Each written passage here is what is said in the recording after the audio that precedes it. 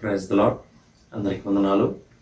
నా ప్రాతకాల ప్రార్థన ప్రారంభించుకుందాం. పిల్లరా, ప్రార్థన చేసుకుందాం. మహాగణుడా, మహోన్నతుడా, ధవలవర్ణుడా, రత్నవర్ణుడా, కృపా సత్య సంపూర్ణుడా, నీకే స్తుతులు స్తోత్రాలు వందనాలు చెల్లించుకుంటున్నాం ప్రభా. దేవామర్ తండ్రి, మరొకసారి దేవామర్ తండ్రి ఉదయ కావలంలో ప్రభా వేకుజాముని రీతిగా మరి తండ్రి నాయన మీ సన్నిధిలో మేము చేరడానికి మాకు ఇస్తున్నటువంటి ఈ యొక్క గొప్ప సమయం కొరకు మీ స్తోత్రాలు వందనాలు చెల్లించుకుంటున్నాం. దేవా, మీ ప్రేమ కొరకు, మీ యొక్క మరి తండ్రి కనికరం కొరకు, మీ కృప కొరకు, మీ వాత్సల్యత కొరకు మీకు స్తోత్రాలు వందనాలు చెల్లించుకుంటున్నాం నాయన. ఇదిగో ప్రభా, ఈ దినం కూడా ప్రభా మరి తండ్రి వేకుజామును మిమ్మల్ని స్తుతించడానికి దేవా మరి తండ్రి నాయన మరి మాకు ఇచ్చిన ఈ మంచి సమయం కొరకు స్తోత్రాలు. మేము పాడుకునే పాటను మా కొరకు దీవించమని ప్రార్థన చేస్తున్నాం. మా స్తుతుల మీద మీరు ఆశీనులో ఉండమని ప్రార్థన చేస్తున్నాం. మీరు చేసినటువంటి మేలులు ఉపకారం అన్నీ తలపోసుకొని కృతజ్ఞత మనసుతో దేవా మరి తండ్రి వేకుజామున కృతజ్ఞత చెల్లిస్తూ ఉండగా దేవా మా స్తుతుల మీద మీరు ఆశీనులై ఉండమని ప్రార్థన చేస్తున్నాం. మీ స్తోత్రాలు. అలాగూ మరి తండ్రి నాయన 91వ కీర్తన మేము చదువుకుంటూ ఉండగా దేవా మా పక్షంగా, మా కుటుంబాల పక్షంగా, దేవా మరి తండ్రి సంఘ పక్షంగా అయా మరి తండ్రి గొప్పగా మీరే నెరవేర్చమని ప్రార్థన చేస్తున్నాం. మీ వాక్కులు వాగ్దానాలు ప్రభా మరి తండ్రి నాయన ఎంతైనా నమ్మదగినటివి దేవా, గొప్పగా మీరే నాయన మీరే నెరవేర్చమని ప్రార్థన చేస్తున్నాం.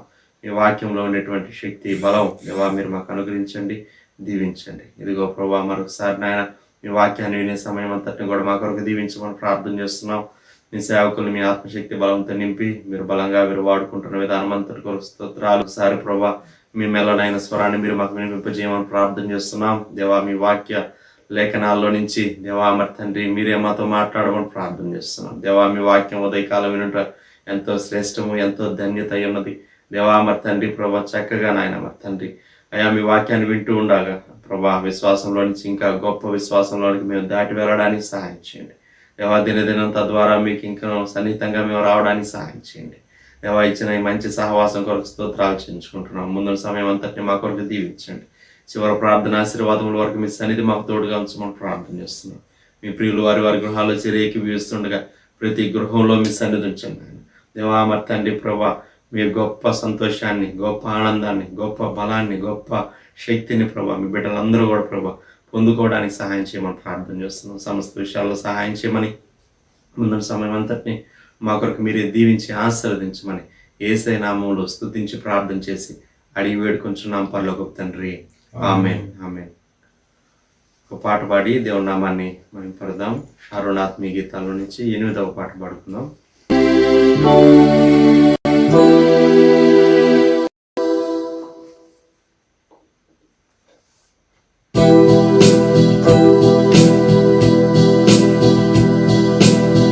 కృపగల దేవా కలువరి నాదా కృపలను చూపుమయా, నీ సిరులను పంచుమయా. కృపగల దేవా కలువరి నాదా కృపలను చూపుమయా, నీ సిరులను పంచుమయా.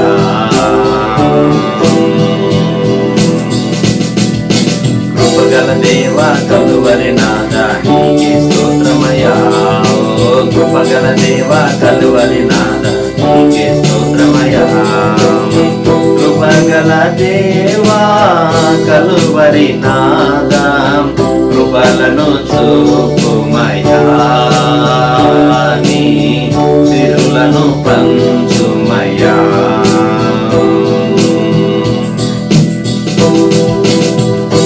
అబ్రహాముకు దర్శనమిచ్చి ఆశీర్వదించితివే, అభివృద్ధి చేసితివే. అబ్రహాముకు దర్శనమిచ్చి ఆశీర్వదించితివే, అభివృద్ధి అట్టి కృపను మాకును చూపుమయా, యేసయ్యా ఆశీర్వదించుమయా. అట్టి కృపను మాకును చూపుమయా, యేసయ్యా ఆశీర్వదించుమయ్యా. కృపగల దేవా కలువరి నాదా నీకే స్తోత్రమయ్యా. కృపగల దేవ కలువరి నాదా నీకే స్తోత్రమయ్యా. కృపగల దేవా కలువరి నాదా కృపలను చూపుమయ్యా. నీ సిరులను పంచుమయ్యా. కృపలను చూపుమయ్యా. నీ సిరులను పంచుమయ్యా.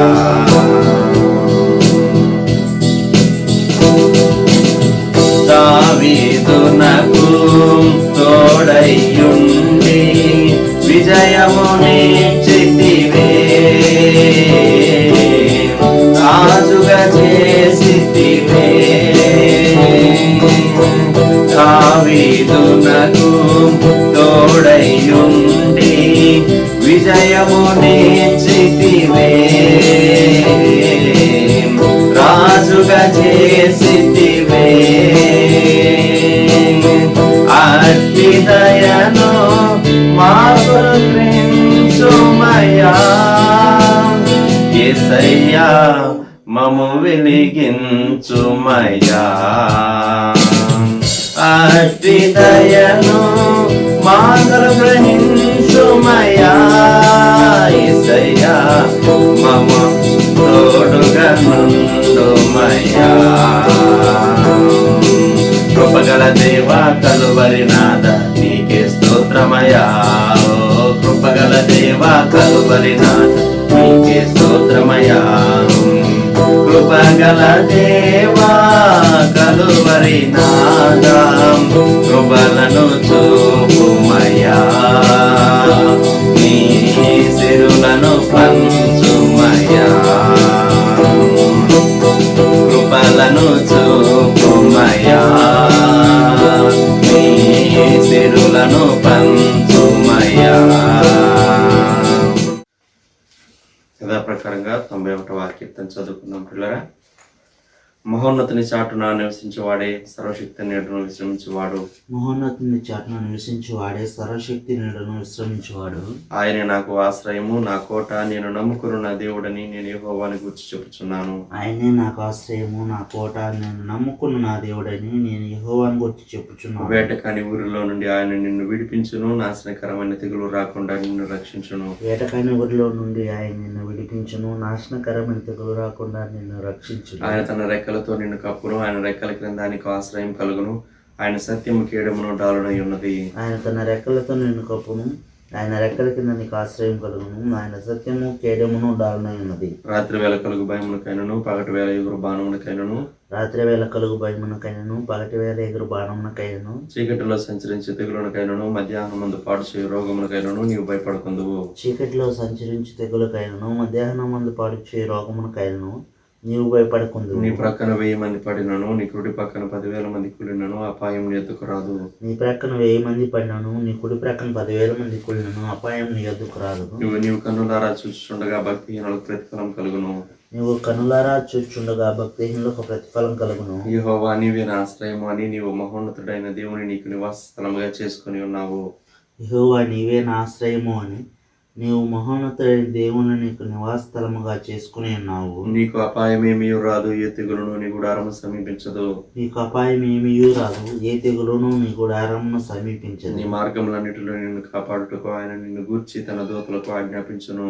నీ మార్గములన్నిటిలో నిన్ను కాపాడుటకు ఆయన నిన్ను గూర్చి తన దూతలకు ఆజ్ఞాపించును. నీ పాదములకు రాయి తగలకుండా వారు నిన్ను తమ చేతుల మీద ఎత్తి పట్టుకుందరు. నీ పాదములకు రాయి తగలకుండా వారిని తమ చేతుల మీద ఎత్తి పట్టుకుందరు. నీవు సింహములను నాగుపాములను త్రొక్కెదవు, కదమ సింహములను భుజంగములను అనగద్రొక్కెదవు. నీవు సింహములను నాగుపాములను త్రొక్కెదవు, కదమ సింహములను భుజంగములను అనగద్రొక్కెదవు. అతడు నన్ను ప్రేమించుచున్నాడు గనుక నేను అతన్ని తప్పించదను. అతడు నా నామం ఎరిగిన వాడు గనుక నేను అతన్ని గనపరచెదను. అతడు నన్ను ప్రేమించుచున్నాడు గనుక నేను అతన్ని తప్పించదను. అతడు నా నామం ఎరిగినవాడు గనుక నేను అతను గనపరచెదను. అతడు నాకు మొరపెట్టగా నేను అతనికి ఉత్తరం ఇచ్చేదను. శ్రమలో నేను అతనికి తోడై ఉండేదను. అతను విడిపించి అతన్ని గొప్ప చేసేదను. అతడు నాకు మొర్ర పెట్టగా నేను అతనికి ఉత్తరం ఇచ్చేదను. శ్రమలోనే అతనికి తోడైండెదను. అతను విడిపించి అతని గొప్ప చేసేదను. దీర్ఘాయు చేత అతనిని తృప్తిపరచదను, నా రక్షణ అతనికి చూపించదను. దీర్ఘాయువు చేత అతను తృప్తిపరచెదను, నా రక్షణ అతనికి చూపించెదను. ఆమేన్. దేవుని వాక్యం విందాం ప్రియులారా. దైవజనులు ప్రదర్శకులు గారు వచ్చి మనకు దేవుని వాక్యాన్ని ఇస్తారు. ప్రియమైన వారలారా, ఈ ఉదయకాలం నిర్గమకాండం 34వ అధ్యాయం మొదటి 4 వచనాలు చదువుకున్నాం. Exodus chapter 34 first 4 versus. మరియు యెహోవా మోషేతో, మొదటి పలకల వంటి మరి 2 రాతి పలకలను చెక్కుము. నీవు పగులుగొట్టిన మొదటి పలకల మీద ఉన్న వాక్యములను నేను ఈ పలకల మీద వ్రాసేదను. ఉదయమునకు నీవు సిద్ధపడి ఉదయమున సీనాయి కొండ ఎక్కి అక్కడ శిఖరం మీద నా సన్నిధిని నిలిచి ఉండవలను. ఏ నరుడును నీతో ఈ కొండకు రాకూడదు, ఏ నరుడును ఈ కొండ మీద ఎక్కడైనా కనబడకూడదు. ఈ కొండ ఎదుట గొర్రెలైన్ను ఎద్దులైన్ను మేయకూడదని సెలవిచ్చాను. కాబట్టి అతడు మొదటి పలకల వంటి 2 రాతి పలకలను చెక్కెను. మోషే తనకు యెహోవా ఆజ్ఞాపించినట్లు ఉదయమందు పెందలకడ లేచి ఆ 2 రాతి పలకలను చేత పట్టుకుని సీనాయి కొండ ఎక్కగా. ప్రార్థన. ప్రేమగల తండ్రి, పరిశుద్ధ దేవ, గొప్ప రక్షక, మీకు వందనములు, స్తుతులు, స్తోత్రములు చెల్లిస్తున్నాం. ఈ ప్రాతకాలం ఈ ధ్యానం మా కొరకు దీవించమని నిర్గమకాండం 34వ అధ్యాయం మోషే సీనాయి కొండ 2వ పర్యాయము లేక తాను పలకలు పగలగొట్టిన పిదప మరలా ఎక్కినటువంటి వృత్తాంతం మేము ధ్యానం చేస్తూ ఉండగా, మేము ధ్యానించే ఈ లేఖన భాగాల్లో నుండి మేము గ్రహించవలసిన ఆధ్యాత్మిక సత్యములను లోతైన రీతిగా గ్రహించుటకు మాకు సహాయం చేయమని యేసుక్రీస్తు ప్రభువా నామములో ప్రార్థిస్తున్నాము తండ్రి. ఆమేన్. మోషే 2 పలకలు పగలగొట్టాడు. ఇవి అజాగ్రత్తగా తన చేతిలో నుండి జారి పడిపోయినవి కావు. కొన్ని మార్లు కొన్ని విలువైనటువంటి వస్తువులు, గాజు వస్తువులు కానివ్వండి, ఇతర వస్తువులు కానివ్వండి, కొంచెం సింపుల్గా బ్రేక్ అయ్యేటటువంటి వస్తువులు మన చేతుల్లో నుండి పరధ్యానాన్ని బట్టు, అజాగ్రత్తను బట్టు, లేక దేన్ని బట్టి అయినా సరే మనం కరెక్ట్గా హ్యాండిల్ చేయలేకపోతే మన చేతుల్లో నుండి పడి పగిలిపోవటం మన అనుభవంలో ఉన్నది. ఇక్కడ మోషే వీటిని పగులగొట్టాడు. నిర్గమకాండం 32వ అధ్యాయం 19వ వచనం. మోషే కోపము మండెను, అతడు ఆ కొండ దిగువను తన చేతుల్లో నుండి ఆ పలకలను పడవేసి వాటిని పగులగొట్టాను. అంత సహవాసం చేశాడు కదా దేవునితో. అంత సహవాసం చేసినటువంటి వ్యక్తి, 40 దినాలు దేవునితో సహవాసం చేసినటువంటి వ్యక్తి కోపం రావాలా? ఇది తన వ్యక్తిగతమైన విషయాన్ని బట్టి వచ్చిన కోపం కాదు, గుర్తుంచుకోనండి. దేవునిని బట్టి, దేవుని పేరు పెట్టబడినటువంటి ప్రజలు, అద్భుతాలు చూచినటువంటి ప్రజలు, వారు దేవుని విడిచి దూడ పూజ చేస్తుంటే సహించలేకపోయాడు. కొన్ని మార్లు పవిత్రమైనటువంటి కోపం, హోలీ యాంగర్, దేవుడు యాక్సెప్ట్ చేస్తాడు. ఇది మన స్వార్థం కొరకు లేక మన బలహీనతను బట్టి కలిగినటువంటి పరిస్థితి కాదు. మోషే తాను ఆ ప్రజలను చూచినప్పుడు, ఈ ధర్మశాస్త్రం, ఇంత శ్రేష్టమైనటువంటి ధర్మశాస్త్రం దేవుడే సిద్ధపరిచి తన వ్రేలుతో వ్రాసి ఇచ్చినటువంటి ఆ పలకలను పొందటానికి వీరు అర్హులు కారు. నేనే నీ దేవుడైన యెహోవాను, నువ్వు ఏ రూపాన్ని విగ్రహాన్ని చేసుకోకూడదు, భూమి పైన లేక ఆకాశంలో క్రింద నీడలో ఉండే ఏ రూపమైనా అని చాలా స్పష్టంగా దేవుడిస్తే, అవి వ్రాసి తీసుకొచ్చేటటువంటి వ్యక్తి దూడ పూజ చేసి ఎలా రియాక్ట్ అవుతాడో ఆలోచించండి. కొన్ని మార్లు దేవుని బిడ్డలైనటువంటి వారు మన మీద కోపపడటం మన మేలుకి. చాలామంది కరెక్షన్, గద్దింపు ఇష్టపడరు. అటువంటి వారు ఏమి నేర్చుకుంటారో నాకు తెలియదు. దేవుడు గద్దిస్తాడు, దేవుని దాసులు గద్దిస్తారు, వాక్యోపదేశకులు గద్దిస్తారు, శ్రేయోభిలాషులు గద్దిస్తారు, తల్లిదండ్రులు గద్దిస్తారు. కొన్ని మార్లు మనకంటే పెద్దవారు, ఆత్మీయ జీవితంలో అనుభవం ఉన్నవారు హెచ్చరిక చేస్తారు, కోప్పడతారు సహా. అంతేగాని ఎవరు నా మీద కోప్పడే అధికారం లేదు అని అనుకుంటే నువ్వు నీ జీవితంలో ఏం సంపాదించుకోగలవో నాకు తెలియదు. ఆధ్యాత్మిక జీవితంలో మోషే దేవునితో సహవాసం చేశాడు కదా, అప్పటికే దేవునికి మోషేకి మధ్య సంభాషణ జరిగింది. ఈ ప్రజలు బలి అర్పిస్తూ ఉన్నారని దేవుడు చెప్పాడు. వారు నీ ప్రజలు కాదంటే నీ ప్రజలు అని ఒక విధంగా 7వ వచనం నుండి 14వ వచనం వరకు దేవా ఈ కీడు చేయొద్దు అని బ్రతిమలాడటం, ఈ భాగం అంతా జరిగిపోయింది 32వ అధ్యాయంలో. ఇక్కడ మోషే పగలగొట్టాడు పలకలు. మోషే పలకలు పగలగొట్టిన తర్వాత ఇప్పుడు 34వ అధ్యాయంలో దేవుడు చెప్తూ ఉన్నాడు, నీవు 2 పలకలు సిద్ధం చేయి. రాతి పలకలు మోషే సిద్ధం చేస్తూ ఉన్నాడు. ఎందుకు? మొదటి ఏర్పాటు ఫెయిల్ అయితే దేవుడు మరలా సెకండ్ ఛాన్స్ ఇస్తాడా? ఇది ఈ దినం మన ధ్యానాంశం. మొదటి ఏర్పాటు మనం పగలగొట్టుకుంటే, పోగొట్టుకుంటే, మన చేజేతులారా దాన్ని జారవిడ్చుకుంటే దేవుడు 2వ అవకాశం ఇస్తాడా? కొందరి జీవితాల్లో నుండి కొన్ని సంఘటనలు నేను మీకు జ్ఞాపకం చేయాలి అని ఆశపడుతున్నాను. దయచేసి న్యాయాధిపతుల గ్రంథంలోనికి రండి. నేను చెప్పేటటువంటి ఈ భాగాలు దయచేసి చదవండి. న్యాయాధిపతుల గ్రంథం 16:30 గమనించండి. సంసోనును గూర్చి వ్రాయబడినటువంటి వృత్తాంతంలో న్యాయాధిపతులు 13, 14, 15, 16 అధ్యాయాల్లో సంసోను గూర్చినటువంటి జీవిత చరిత్ర రాయబడి ఉన్నది. పుట్టినప్పుడే తనను గూర్చి చెప్పబడినటువంటి మాట 13వ అధ్యాయం 7వ వచనంలో, ఆ బిడ్డ గర్భమున పుట్టినది మొదలుకొని చనిపో వరకు దేవునికి నాజరు చేయబడిన వాడై ఉండును. దేవునికి నాజరు చేయబడిన వ్యక్తి ఫిలిస్తీయుల కుమార్తెలను చూడనేలా, వారిని వివాహం చేసుకునేలా,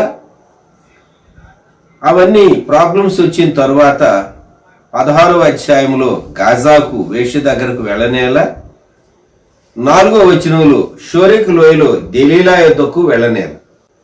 దేవుని ఆత్మ కలిగిన వాడు గొప్ప కార్యాలు చేస్తూ ఉన్నాడు.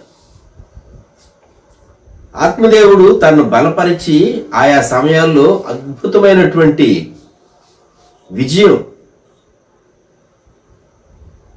సంసోనుకి ఇస్తూ వచ్చాడు. సంసోను వంటి బలశాలి లేడు లేడు లేడు. కనుక సంసోను తన బలహీనతను దిద్దుకోలేదు, సరికాలేదు. చిట్ట చివరకు బంధకాల్లోనికి వెళ్ళవలసి వచ్చింది. దాగోను గుడిలో ఫిలిస్తీయుల సర్దార్లు ఎగతాళి చేయటానికి తను తీసుకుని వచ్చి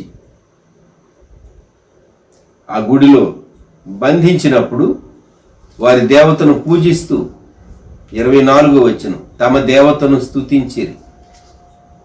మన దేశమును పాడు చేసిన వాడును మనలో అనేకులను చంపిన వాడునైన మన శత్రువులని మన దేవత మన చేతికి అప్పగించి ఉన్నాడని చెప్పుకొంచు ఉత్సవం చేస్తూ ఉన్నారు తమ దేవతకు.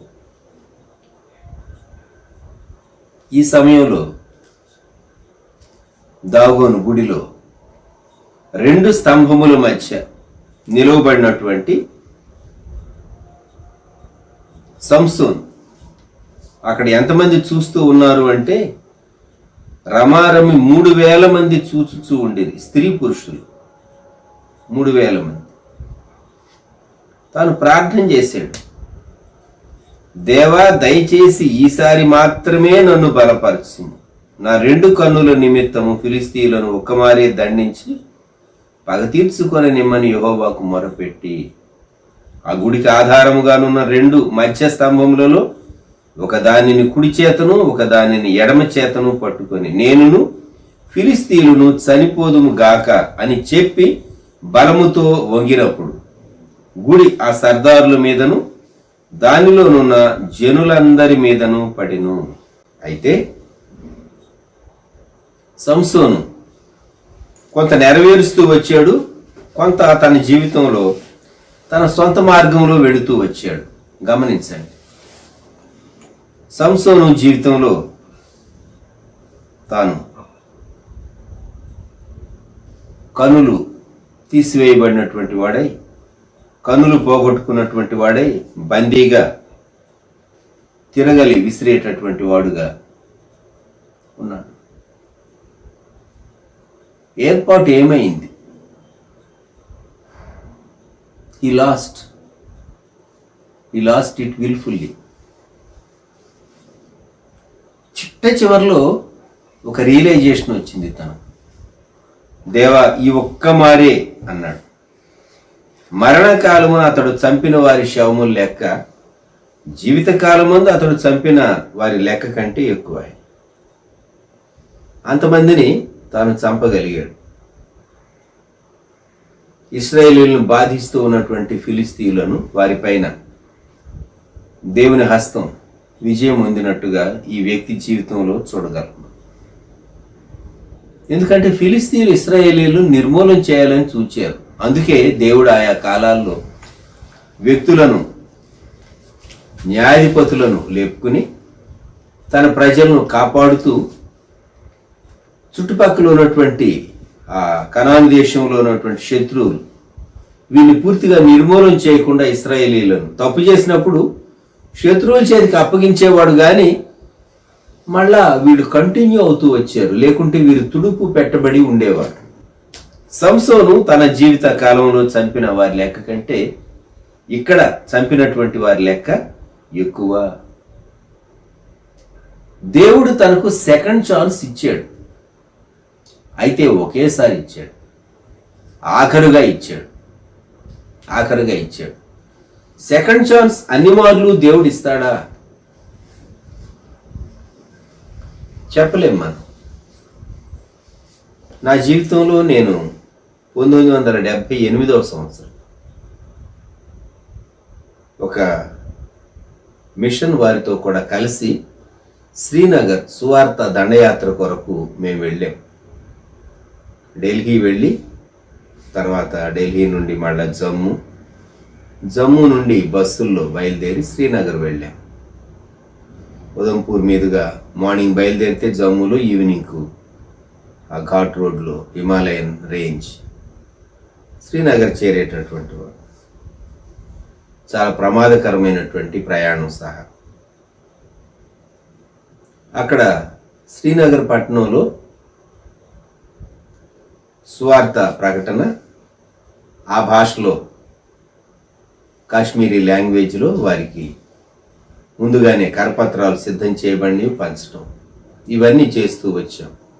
అక్కడ ఉన్నటువంటి కొన్ని చర్చెస్లో మీటింగ్ పెట్టడం, వారు ముందుగా ఆ ఏర్పాట్లన్నీ ఆ మిషన్ వారు చేశారు. ఒకరోజు డాల్ లేక్ అంటే డాల్ లేక్లోకి వెళ్ళటం పర్వాలేదు, డాల్ లేక్లోకి వెళ్ళామనుకండి, గుల్మార్గ్ వెళ్తా ఉన్నారు. అది మంచు గుట్టలు ఉండేటటువంటి స్థలం. కొందరు గుల్మార్గ్ చూచి వద్దాం, అది మంచు గుట్టలు చాలా అందంగా ఉంటే తప్పక శ్రీనగర్ వెళ్ళిన వాళ్ళు గుల్మార్గ్ వెళుతూ ఉంటారు. నేను అనుకున్నాను, మళ్ళా ఇంకో పర్యాయం శ్రీనగర్ రాలేమా, చూడవచ్చులే, తొందర ఏముంది. గుల్మార్గ్ దేవుని బిడ్డగా విశ్వాసిగా చూడటం కొరకు నేను తొందరపడవలసిన అవసరం నాకు లేదు అనుకున్నాను. తరువాతి కాలంలో జమ్మూ అండ్ కాశ్మీర్, ముఖ్యంగా శ్రీనగర్ మార్పు చెందింది. టూరిస్టులు వెళ్ళటానికి కూడా తరువాతి కాలాల్లో జాగ్రత్తలతో వెళ్ళేవారు. పరిస్థితులు ఎలాగ మారినవో మనకు తెలుసు. మరలా నేను ఎన్నడూ శ్రీనగర్ వెళ్ళలేదు. ఇంకో పర్యాయం గుల్మార్గ్ వెళదాంలే అని అనుకున్నటువంటి వీలైతే మాట ఎన్నడూ నెరవేరలేదు. ఎందుకు చెప్తూ ఉన్నామంటే కొన్ని మార్లు మనం కొన్ని తర్వాత చూద్దాం అని అనుకోవచ్చు. సెకండ్ ఛాన్స్ మనకు దొరకపోవచ్చు. దానివల్ల నష్టమేమి లేదనుకండి. ఒక గొప్ప దైవజనుడు, నా ఆత్మీయ తండ్రి దైవజనుడు మోసెస్ గారు, వారితో ఒక వారం రోజులు నేను గడిపితే ఎంత బాగుంటుంది అనుకున్నాను. ఇది 74 తరువాత నా జీవితంలో నేను అనుకున్నది. 74 ఉద్యోగ రీత్యా ఫస్ట్ అపాయింట్మెంట్ సూడూరుపేట కనుక నేను వచ్చేసాను. 74 మే 17 ప్రారంభించాము పరిచర్య. నేనే ప్రారంభించాను. అది వ్యక్తిగతమైన సువార్త సేవ. 75 కానీ మందిరం రాలేదు. అయితే ఇప్పుడున్నటువంటి ఈ మందిర స్థలం కొనుగోలు చేసి షెడ్ వేసిన తర్వాత దైవజనులు మోసెస్ గారు 83వ సంవత్సరం చివరిలో 84లో వారు వచ్చారు. నేను అనుకున్నాను దైవజనులతో ఒక వారం దినాల పాటు ఉంటే అనేక ఆధ్యాత్మిక విషయాలు వారి దగ్గర నేర్చుకోవచ్చు అని ఆశించాను. నా కాలేజ్ డేస్లో, నేను కాలేజీలో చేరినప్పటి నుండి నా కాలేజ్ డేస్లో 4 సంవత్సరాలు, తర్వాత యూనివర్సిటీ 2 సంవత్సరాలు, 6 సంవత్సరాలు వారితో చక్కని అనుబంధం ఉండేది. అయితే వారి దగ్గర నేను కొన్నే నేర్చుకున్నా, ఇంకా కొన్ని నేర్చుకోవాలని నేను ఆశపడ్డాను. ఒక వారం రోజుల పాటు దైవజను దగ్గర ఉంటే ఎంత బాగుంటుంది. నేను లీవ్ అప్లై చేయలేకపోయాను, అలాగ వెళ్ళి వారి దగ్గర ఉండలేకపోయాను. నా ఆశ నెరవేరలేదు. అయితే దేవుడు నేర్పిస్తూ వచ్చాడు, ఇతర దైవజనులను వాడుకుంటూ వచ్చాడు.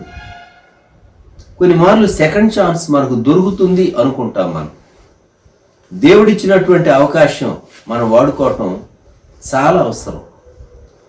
కొన్నిసార్లు దేవుడే మనకు ఒక ప్రత్యక్షత ఇచ్చాడు అనుకోండి, మనం దాన్ని నిరాకరించాం. అపోస్తల కార్య గ్రంథం 10వ అధ్యాయం, పేతురు బెస్ట్ ఎగ్జాంపుల్. అపోస్తల కార్య గ్రంథం 10వ అధ్యాయం. పేతురు భోజనం సమయంలో ప్రార్థన చేయటం కొరకు మిద్దెక్కాడు. 9వ వచనం, ఆకలితో ఉన్నాడు, శరీరరీతిగా ఆకలితో ఉన్నాడు. అయితే దేవుడు తనకు చూపించినటువంటి ఆ దర్శనంలో 11వ వచనం, ఆకాశము తెరవబట్టయు 4 చెంగులు పట్టి దింపబడిన పెద్ద దుప్పటి వంటి ఒక విధమైన పాత్ర భూమి మీదికి దిగి వచ్చుట చూచెను. అందులో భూమి అందుండు సకల విధములైన చతుష్పాద జంతువులను, ప్రాకు పురుగులను, ఆకాశ పక్షులను ఉండెను. అప్పుడు పేతురు, నీవు లేచి చంపుకొని తిరుమని ఒక శబ్దం అతనికి వినబడును. అయితే పేతురు, వద్దు ప్రభువా, నిషిద్ధమైనది, అపవిత్రమైనది ఏదైనను నేనెన్నడూ తినలేదని చెప్పగా 15వ వచనం, దేవుడు పవిత్రము చేసిన వాటిని నీవు నిషిద్ధమైన వాటినిగా ఎంచవద్దని మరల 2వ మారు ఆ శబ్దం అతనికి వినబడును. ఇలాగ 3 మారు జరిగెను. వెంటనే ఆ పాత్ర ఆకాశమునకు ఎత్తబడు. ఇక్కడ దేవుడు 3 సార్లు మాట్లాడాడు ఒకే దర్శనంలో. 3 మారు పేతురు డిసైడ్ చేసుకున్నాడు, అపవిత్రమైన దాన్ని నేను తాకను. మనకు థియరిటికల్గా చూస్తే పేతురు యొక్క ఆలోచన కరెక్టే కదా అనిపిస్తుంది. కానీ దేవుడు అంతకంటే ఒక శ్రేష్టమైనటువంటి అనుభవం పేతురుకి ఇవ్వాలని ఉద్దేశించి కొర్నేలి పంపించినటువంటి వారు పేతురు దగ్గరకు వస్తూ ఉన్నారు. ఇప్పుడు పేతురు వెళ్ళాలి, వారికి సువార్త చెప్పాలి. దేవదూతే కనిపించి కొర్నేలితో మాట్లాడినప్పుడు దేవదూత ఎందుకు సువార్త చెప్పలేదు? దేవదూతే సువార్త చెప్తే కొర్నేలి ఒక్కడే ఉంటాడు.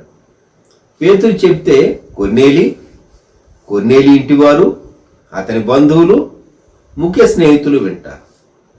2, కొన్ని కబుర్లు అందజేయటం దేవదూతలకు చెప్పాడు, కానీ ఈ ఎవాంజలిజం అనేది గాస్పెల్ మినిస్ట్రీ దేవుడు మనుషులకు అప్పగించాడు, భక్తులకు అప్పగించాడు.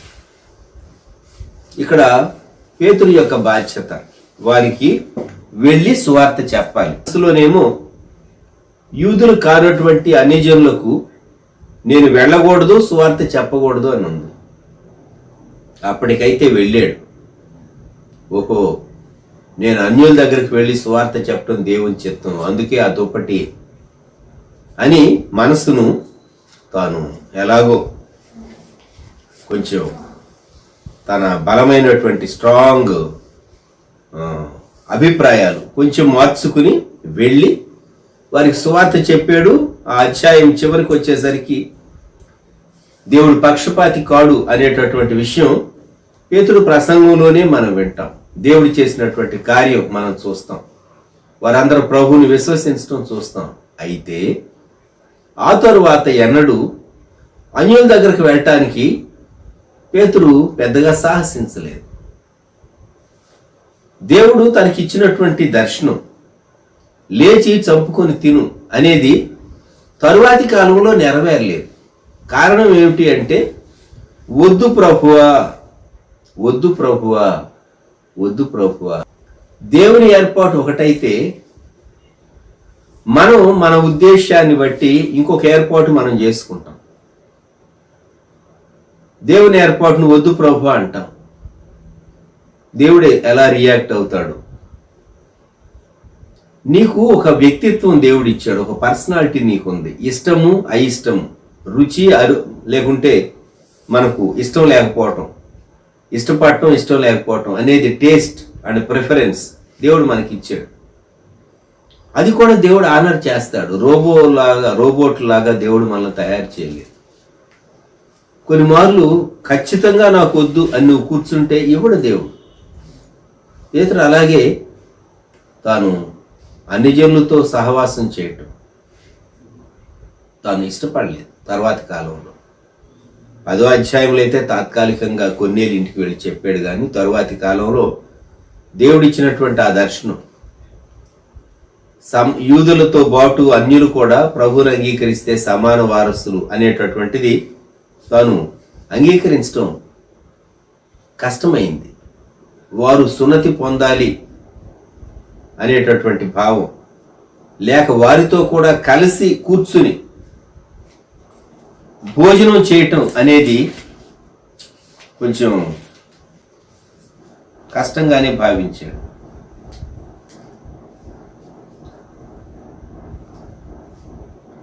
గలతీ పత్రిక 2వ అధ్యాయం 11-12 వచనాలు. పౌలు భక్తుడు గలతీ సంఘానికి రాస్తూ, అయితే కేఫా అంటే పేతురు అంతియొకైకు వచ్చినప్పుడు అతడు అపరాధిగా తీర్చబడెను గనుక నేను ముఖాముఖిగా అతనిని ఎదిరించి తిని. పౌలు భక్తుడు రాస్తున్నాడు గలతీ సంఘానికి పేతురు గారిని గుర్చినటువంటి విషయం ప్రస్తావన ఇక్కడ ఉంది. ఎలయనగా యాకోబు యొద్ద నుండి కొందరు రాకమునుపు అతడు అన్యజనులతో భోజనము చేయుచుండెను గాని వారు రాగానే సున్నతి పొందిన వారికి భయపడి వెనుక తీసి వేరైపోయాను. 14వ వచనం. నీవు యూదుడవై ఉండియు యూదుల వలె కాక అన్యజనుల వల్లనే ప్రవర్తించుచుండగా అన్యజనులు యూదుల వలె ప్రవర్తింపవలనని ఎందుకు బలవంతము చేయుచున్నావు? పేతురు చేసినటువంటి ఆ విషయాన్ని పౌలు గారు ఖండించాడు. కులాలు మనుషులు పెట్టుకున్నారు. వారు చేసినటువంటి వృత్తిని బట్టి, ప్రొఫెషన్స్ని బట్టి క్యాస్ట్లు వచ్చింది. అయితే కులాభిమానం, మితిమీరినటువంటి కుల దురభిమానం, మిగిలిన వారిని తక్కువగా చూచేటటువంటి అభిప్రాయం, దేవుని బిడ్డలైన మిగిలినటువంటి వారితో కలవలేని స్థితి, సమానంగా వారిని ప్రేమించలేని స్థితి భయంకరం కదా, భయంకరం కదా. ఇక్కడ దేవుని మొదటి ఏర్పాటు పేతురును అన్యజనులకు సహా సువార్థికునిగా బలమైన రీతిగా వాడుకోవాలని దేవుడు ఉద్దేశించాడు. అందుకే లేచి చంపుకుని తినమన్నాడు. కానీ పేతురు మనసులో మాత్రం నేను నా ప్రజల కొరకే, యూదుల కొరకే, అన్యుల కొరకు కాదు అని వ్రాసుకున్నాడు. కాబట్టి పేతురు కట్టుకున్నటువంటి గోడల మధ్యే దేవుడు వాడుకున్నాడు. కానీ పేతురు ఉద్దేశాన్ని కూడా దేవుడు ఆనర్ చేసి, లేక దేవుడే సర్దుకుని పేతురును వాడుకున్నాడు. దేవుడిని ఎంత ఇబ్బంది పెట్టాడండి. మనం కూడా దేవుడిని ఇబ్బంది పెడుతూ ఉంటాం కొన్ని మార్లు. వద్దు ప్రభువా, నాకు అక్కర్లేదు, నాకు ఇష్టం లేదు. దేవుడు ఆయన ఆలోచనలోనికి మనల్ని తీసుకుని వెళ్ళాలని ఉద్దేశిస్తే మనం కాదన్నాం. దేవుడు ఏం చేస్తాడు? మనకి ఆయనకున్న సంబంధం తెగిపోదు, ఆయన త్రోసివేయడు. కానీ ఆయన కృప చూపించి మన బలహీనత లిమిటేషన్ ఎరిగి ఉండి ఆయన మనల్ని వాడుకుంటాడు. సో పేతురుకు మరలా అవకాశము రాలేదు. పేతురుకు మరలా అవకాశం రాలేదు. ఇంకొక వ్యక్తి జీవితంలో చాలా స్పష్టంగా సమూయేలు మొదటి గ్రంథం దేవుని కృపను గూర్చి మనం చూస్తాం. మొదటి సమూయేలు 30వ అధ్యాయం. దావీదు ఇంకా సింహాసనం మీదికి రాలేదు, సిక్లగులో ఉన్నాడు. దావీదుతో అనేక మంది ఉన్నారు. అమాలేకీయులు సిక్లగు మీద పడి దండెత్తి వచ్చి దావీదు లేని సమయంలో, దావీదుతో ఉన్న పురుషులు కూడా లేని సమయంలో వారు చేసినటువంటి కార్యం మొదటి సమూయేలు 30వ అధ్యాయం మొదటి వచనం నుండి. దావీదును అతని జనులను 3వ దినమందు సిక్లగునకు వచ్చిరి. అంతలో అమాలేకీయులు దండెత్తి దక్షిణ దేశం మీదను సిక్లగు మీదను పడి కొట్టి దాన్ని తగులబెట్టి ఘనుల్నేమి అల్పుల్నేమి అందులో ఉన్న ఆడువారిని అందరినీ చెరపట్టుకుని చంపక వారిని తీసుకుని వెళ్ళిపోయి ఉంటుంది. దావీదును అతని జనులను పట్టణమునకు వచ్చి అది కాల్చబడి ఉండుటి, తమ భార్యలను కుమారులను కుమార్తెలను చెరలోనికి కొనిపోబడి ఉండుటి చూచి ఇంకా ఏడ్చుటకు శక్తి లేకపోవునంత బిగ్గరగా ఏడ్చి. పరిస్థితి 6వ వచనంలో చూస్తే, జనులందరికీ ప్రాణము విసిగినందున రాళ్లు రువ్వి దావీదును చంపుదము రండని వారు చెప్పుకొనగా దావీదు తన దేవుడైన యెహోవాను బట్టి ధైర్యం తెచ్చుకోదు. ఎక్కడైనా చెరపట్టుకుని ఎవరైనా తీసుకుని వెళితే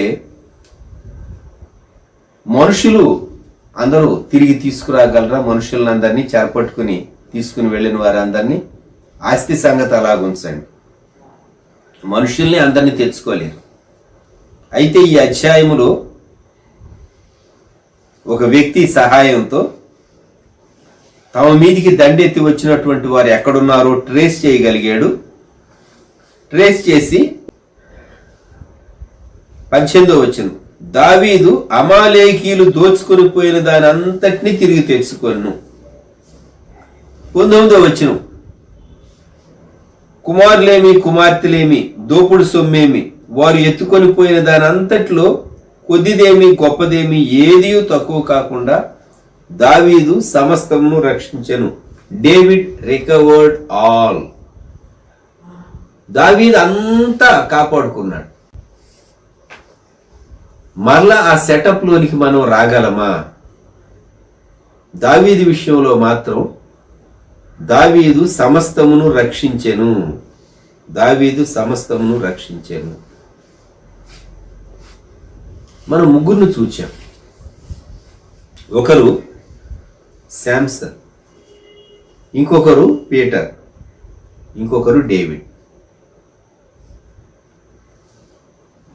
పేతురు విషయంలో దేవుడు మరలా అన్యజనులకు సువార్త చెప్పేటటువంటి ఆ గొప్ప ఆధిక్యత తనకి ఇవ్వలేదు. 10వ అధ్యాయం తర్వాత శాంసన్ ఆఖరుగా ఒక అవకాశం దేవుణ్ణి అడిగాడు. నాజరు చేయబడిన ఈ వ్యక్తి ఆ నాజరేతు ఊరు నుండి చాలా దూరంగా వెళ్ళిపోయాడు, చాలా అతిక్రమించాడు, చాలా తప్పిదం చేశాడు. అయినా దేవుడు కృప చూపించి ఆఖరుగా ఒక్క అవకాశం ఇచ్చాడు. డేవిడ్ విషయంలో అనుకోనటువంటి హఠాత్తుగా తాను లేనటువంటి సమయంలో, తనతో ఉన్న పురుషులు లేనటువంటి సమయంలో సిక్లగులో వారు ఉన్నప్పుడు అమాలేకీయులు వారికి కలిగించినటువంటి నష్టాన్ని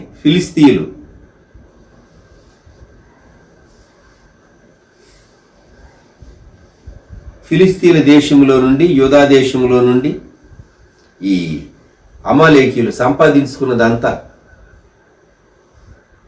వారు ఎంజాయ్ చేస్తూ ఉండే కాలంలో హఠాత్తుగా తిరిగి వాళ్ళ మీద దాడి చేసి దావీదు అమాలేకీయులను చంపి 400 మంది యవనస్తులు తప్ప మిగిలిన వారందరిని చంపాడన్నది 17వ వచనం. అంతా రికవర్ చేసుకున్నాం. ఈ ఉదయకాలం నీ జీవితంలో ఓ ప్రశ్న వేసుకో. దేవునికి మొదటి ఏర్పాటు అనేది ఒకటి ఉంటుంది. కొంతమంది తమ జీవితంలో మొదటి ఏర్పాటు పోగొట్టుకుంటారు. అది తిరిగి వస్తుందా లేదా? 3 అనుభవాలు చూచాం.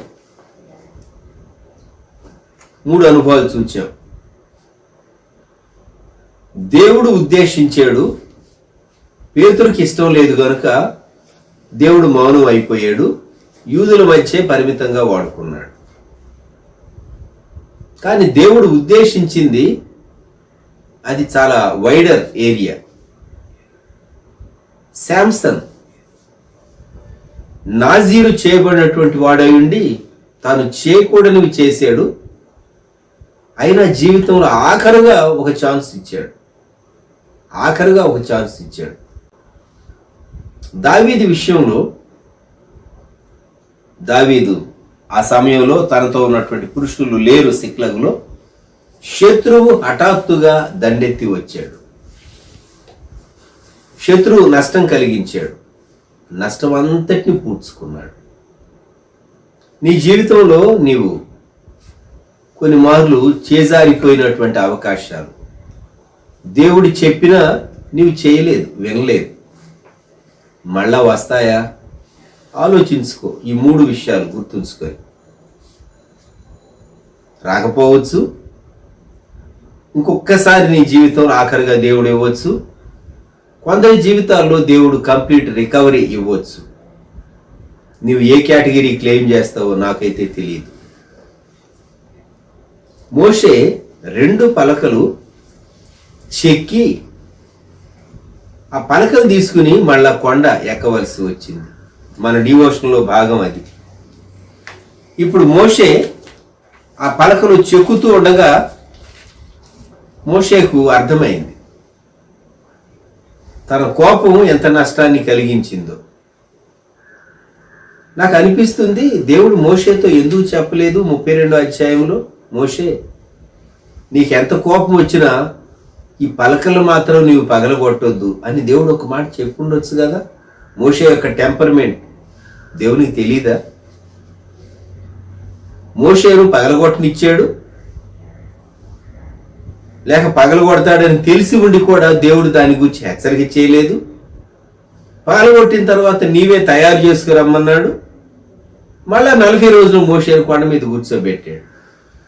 Second chance. ఈరోజు మీరు ఆలోచించుకోరండి. లాక్డౌన్ పీరియడ్లో మనం ఎన్నెన్ని మిస్ అయ్యేమో చాలా వాటిని గురించి చింతపడి ఉంటారు. మళ్ళీ అటువంటి దినాలు వస్తాయా? అటువంటి రోజులు వస్తాయా? అటువంటి వాతావరణం వస్తుందా? అటువంటి సెటప్ వస్తుందా అని చాలా చాలా ఆలోచనలు మనల్ని చుట్టుకొని ఉండొచ్చు. ఈ 3 సంఘటనలు 3 వ్యక్తుల జీవితాల్లో, పేతురు జీవితంలో, శాంసన్ జీవితంలో, అలాగే దావీదు భక్తుని జీవితంలో, ఈ 3 సంఘటనలు జ్ఞాపకం చేసుకుని నీవు ఏ కేటగిరీ కింద క్లెయిమ్ చేస్తావో లేక ఏ కేటగిరీ కిందకు వస్తావో, నీకు దేవునికి మధ్య ఏది ఉన్నదో ఒకసారి ఆలోచించుకో. నేను మిస్ అయ్యాను ప్రభా, అప్పుడు నేను అడిగాను, నేను మిస్ అయ్యాను, మరలా ఇస్తావా? అడిగి చూడండి. దేవుడు తన కృపను బట్టి ఇస్తే ఇవ్వచ్చు, అది కొంత మటుకే నెరవేరవచ్చు, లేక దేవుడు మరలా ఇవ్వకపోవచ్చు. దేవుడు ఒక కార్యం జరిగించాలంటే దాని కొరకు చాలా పెద్ద ప్రణాళిక ఉంటుంది, చాలా పెద్ద ప్రణాళిక ఉంటుంది. మనం మన తెలివి తక్కువతనంతో, అజ్ఞానంతో, నిర్లక్ష్యంతో మరలా దేవుడు నా కొరకు అవకాశం ఇస్తాడులే అని అనుకోవటం అది న్యాయం కాదు. మనం ట్రైన్కు వెళ్ళటానికి లేట్ అయ్యాం అనుకుందాం, స్టేషన్కు.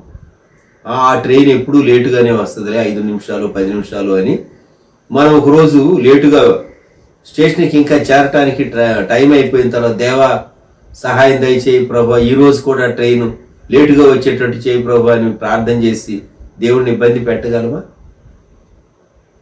కొన్ని మార్లు మనం దేవుడిని ఇబ్బంది పెట్టలేము, పెట్టకూడదు.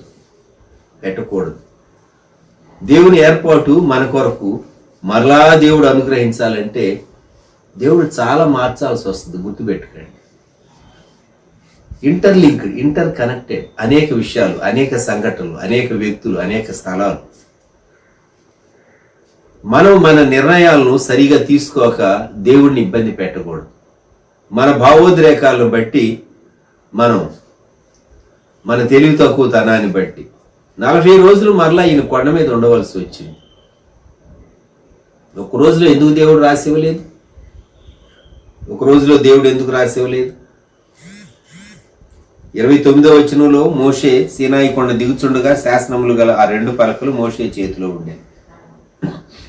దేవుడు మాట్లాడింది 34వ అధ్యాయంలో క్లుప్తంగానే మాట్లాడాడు. మరి 40 రోజులు ఎందుకు పెట్టాడు? మరలా ఆలోచించండి. సెకండ్ ఛాన్స్ దేవుడు మోషేకి ఇచ్చాడు. మరి నీ జీవితంలో సెకండ్ ఛాన్స్ ఏ విషయాల్లో నీవు అడిగేవో